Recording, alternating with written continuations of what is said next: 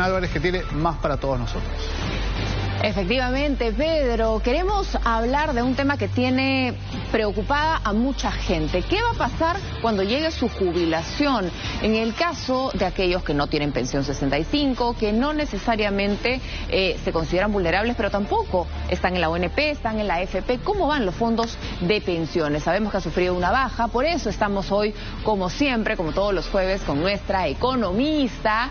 Ha llegado ya aquí a nuestros estudios, Paola, para que nos explique, nos aclare un poco la realidad, porque cuando se habla de las pensiones hay también mucha desinformación, mucho populismo, así que ¿qué te parece si tú nos lo explicas? Gracias, Lorena, buenos días.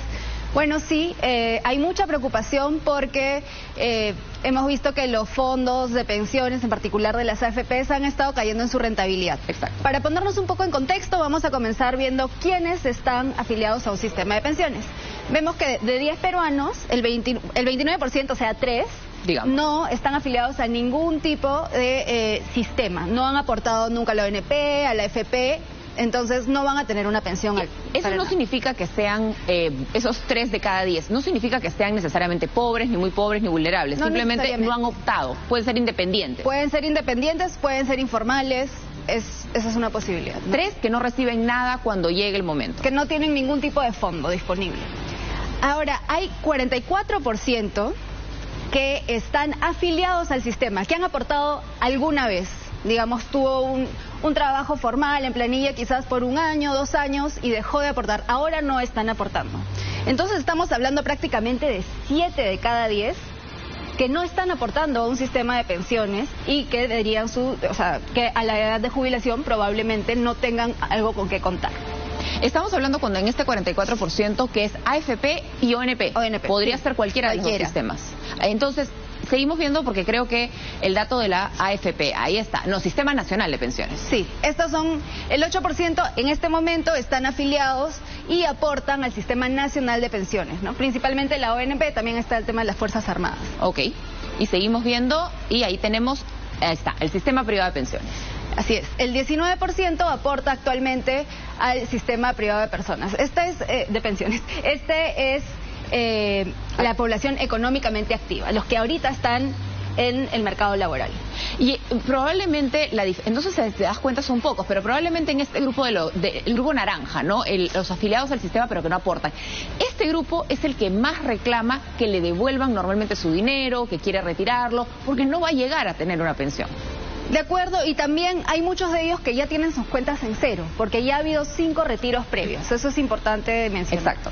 Entonces, ¿qué pasa con ellos? Seguimos viendo lo que tú nos muestras. ¿Por qué bajan los fondos? ¿Por qué perdemos plata? Que es lo que la gente siente al final cuando mira. ¿Qué es lo que está ocurriendo con el valor de nuestros fondos? ¿No? Y es obviamente una preocupación muy legítima. Hay, como siempre, factores externos y factores internos.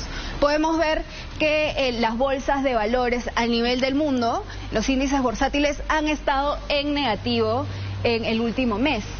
¿No? Por ejemplo, está ahí Estados Unidos, menos 9.36%. Esto lo que viene a hacer es un termómetro de qué está ocurriendo con la rentabilidad de las acciones de las empresas de estos países. Pero creo que es importante, bueno, detrás de esto, ¿qué hay? ¿No? Está la guerra de Rusia con Ucrania, está la preocupación por el COVID que se ha retomado en China, y también por la inflación en Estados Unidos, que tiene una expectativa de elevación de tasas de interés a nivel internacional. Y cuando tú miras esto de las bolsas que suben, que bajan, ¿por qué nos impacta a nosotros? ¿Por qué alguien se podría preguntar, ya, pero yo tengo mi plata en la AFP, ¿qué tiene que ver la bolsa de valores? Porque las AFPs invierten los fondos tanto en acciones, en financieras y en bonos en el Perú como fuera. Pero algo que creo que es importante que notemos es que en el caso de la Bolsa de Lima, la caída ha sido mayor. O sea, ahí vemos casi menos 15%. ¿Y por qué? ¿Por qué? Porque además de los factores externos están los factores internos. Y eso es bien importante de tener en cuenta. ¿Cuál es el principal factor interno? Este anuncio del 6º retiro que tiene en vilo al mercado de capitales, ¿no? Porque va a movería mucho la composición de los activos financieros. También el tema del anuncio de una asamblea constituyente, ¿eso también afecta? Todo lo que es la asamblea, todo lo que es la incertidumbre política o, por ejemplo, el manejo que se viene dando deficiente en cuanto a los conflictos sociales en la minería, eso también preocupa mucho a las empresas y afecta a los rendimientos. Las Bambas paralizado, por ejemplo. Por ejemplo, ese es un caso muy claro de algo que preocupa. Pero entonces, ¿ahora qué hacemos? No, claramente ha habido una caída. Hay una caída, uno ha sentido que el mes pasado tenía una cantidad de dinero y ahora tiene menos. Sí, a ver, en lo que va del año, en los fondos de las AFPs han tenido una caída de valor de más o menos 3.26%. Okay. Entonces, es totalmente normal que estemos preocupados. Okay. ¿Qué debemos tener en cuenta para calmarnos un poco? A ver. Lo primero es entender un poco la lógica de las inversiones de las AFPs. La lógica es de largo plazo. ¿Por qué? Porque ellos hacen inversiones para nuestra jubilación, no para el próximo mes, para el próximo año, no, para nuestra jubilación. Entonces, como podemos ver aquí... Acá estás hablando del Fondo 2, porque entiendo que la mayoría de personas que aportan a las AFPs están en este fondo. El 91% de las personas están en el Fondo 2. Ya, yo estoy en el Fondo 2, por ejemplo. O sea, yo estoy en ese grupo. Ya, así es. Ahí está. Entonces, lo que quisiera que se entienda es que... como este es el rendimiento promedio anual que se ha dado a lo largo del tiempo, ¿no? Podemos ver que a lo largo de todos los años de existencia de las AFPs, este tiene un periodo menor, pero a lo largo de todo el periodo, el rendimiento promedio ha sido de 11.2%. Que es más que cualquier banco, que cualquier caja. Es más que cualquier otro instrumento disponible en este momento. Ok. ¿No?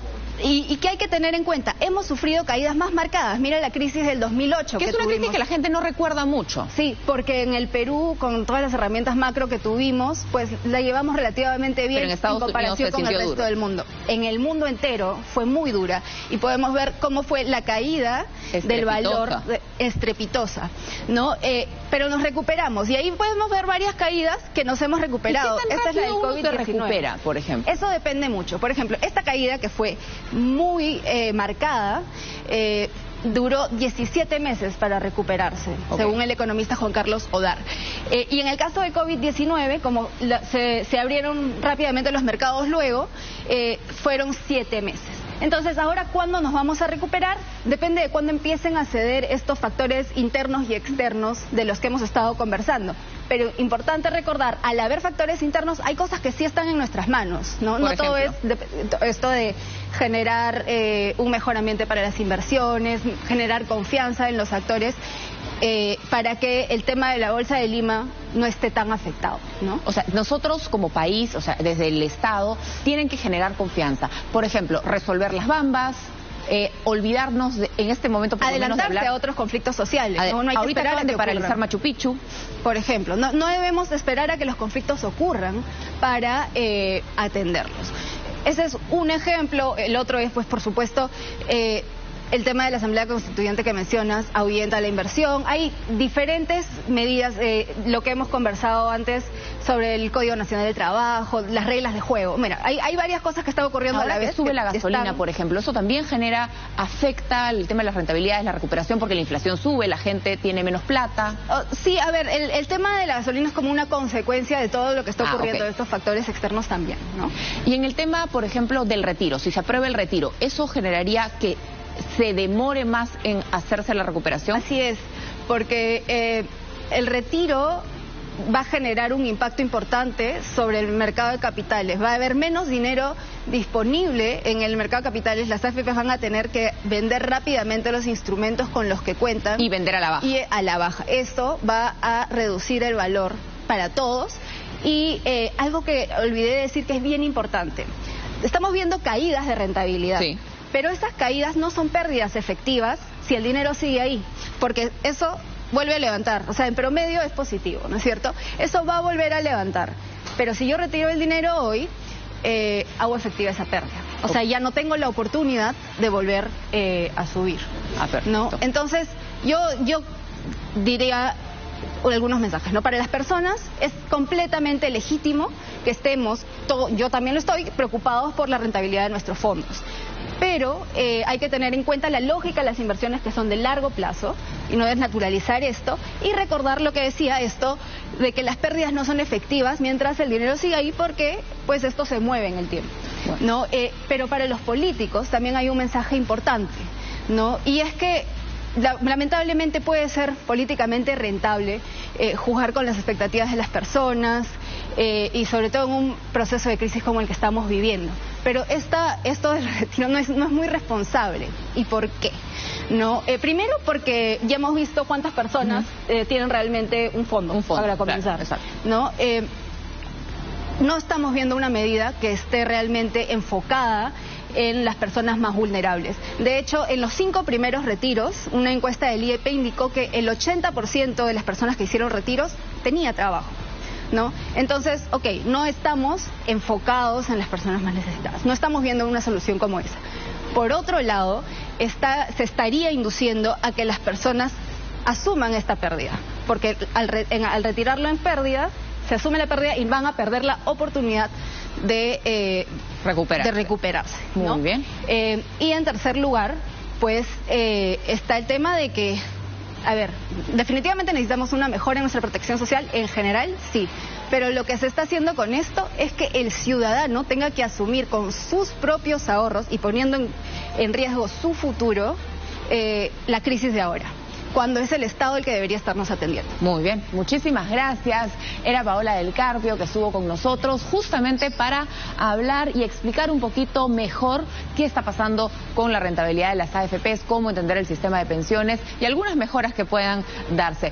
Seguimos con Pedro, gracias Paola, que tiene más para nosotros. Gracias Lorena, gracias Paola. Hemos hablado de nuestros viejitos de pensión 65, las pensiones de las AFP. ¿Qué viene a continuación?